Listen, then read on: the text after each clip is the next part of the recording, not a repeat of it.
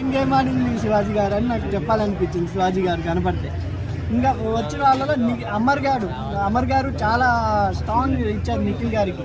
ఎందుకంటే స్టార్మా ఉన్న వాళ్ళు ఎవ్వరూ గెలవలేదు, నేను లాస్ట్లో వచ్చి వెళ్ళిపోయినా నువ్వేనా గెలువు భయ్యా అన్నాడు. ఎందుకంటే పాపం రన్నర్ కదా అమర్దీప్, పల్లవి ప్రశాంత్ పార్టీ.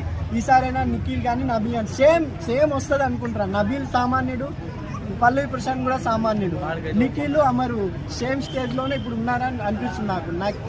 నబీల్ నిఖిల్ ఇలా ఉంటారు టాప్ 1 టాప్ 2లోనే అనిపిస్తుంది నాకు. సో ఈరోజు ప్రోమో చూస్తారా మీరు?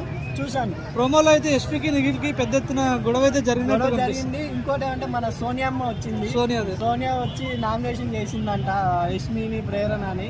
చాలా బాగా, ఇంకా చాలా మంది రాబోతున్నారు. ఇంకా చూపిలేదు మనకు తెలిసిన ప్రకారం మన ఆదిత్య ఓం గారు, శేఖర్ భాష, బేబక్ కూడా వచ్చింది బేబక్ వీళ్ళంతా వచ్చారు. వీళ్ళు ఎక్కువ టార్గెట్ యష్మి, ప్రేరణ